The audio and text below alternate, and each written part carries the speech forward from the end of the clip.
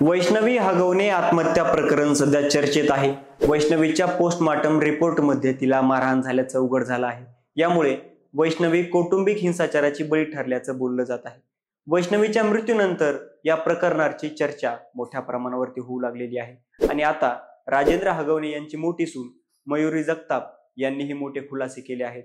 काही व्हिडिओ दाखवत त्यांनी कौटुंबिक हिंसाचाराचे दाखले दिले आहेत। तसेच मयुरीच्या आईने हगवणे कुटुंबावरती गंभीर आरोप केले आहेत।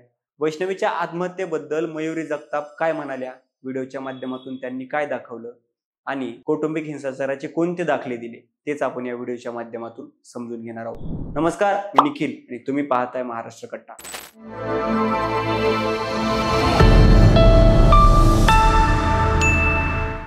सासरच्या लोकांनी दिलेल्या त्रासाला कंटाळून वैष्णवी शशांक हगवणे यांनी गळफास घेऊन आत्महत्या केली।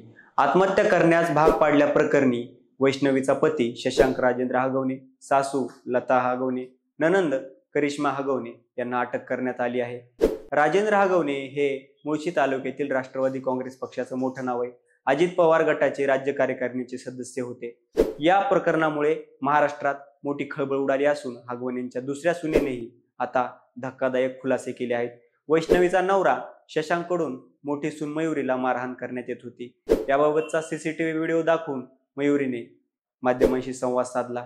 तसेच त्यांनी करिश्मा आणि शशांक हगवणे यांनी मयुरीला त्रास दिला होता, मारहाण केली होती असेही सांगितले। हगवणे कुटुंबियांनी वैष्णवीप्रमाणेच माझ्या मुलीलाही त्रास दिला होता।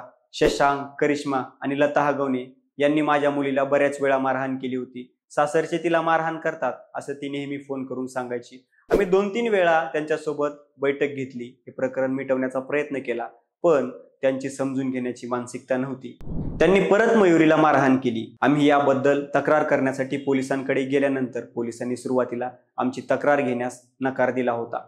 मयुरीचे लग्न झाल्यानंतर सुरुवातीला सगळं व्यवस्थित चाललं होतं, पण करिश्मा हगवणे आणि शशांक हगवणे यांनी तिला त्रास द्यायला लागले।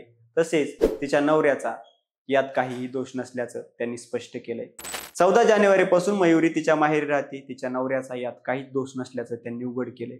सुरुवातीला सासू चांगलं वागायची, थोडे चांगले बोलायची, पण थोडे दिवस झाल्यानंतर तिची ही वागणूक बिघडली असं मयुरी जगताप यांनी माध्यमांशी बोलताना सांगितलं। सासऱ्याने मारले, कपडे फाडले, शशांकने त्यांना जमिनीवरती पाडून केस उपटले असे आरोप मयुरी यांनी केले आहेत। हगवणे कुटुंबियांची मोठी सून मयुरी जगताप हिला मारहाण झाल्याचा गंभीर आरोप त्यांच्या भावाने केला आहे। वैष्णवीच्या बाबतीत अगोदर कल्पना नव्हती, पण सुरुवातीला माझ्या बहिणीसोबत या गोष्टी चालू होत्या। आम्ही प्रत्येक वेळेस मयुरीला साथ दिली। एके दिवशी रात्रीच्या वेळी फोन आला की मला मारहाण झाली आहे।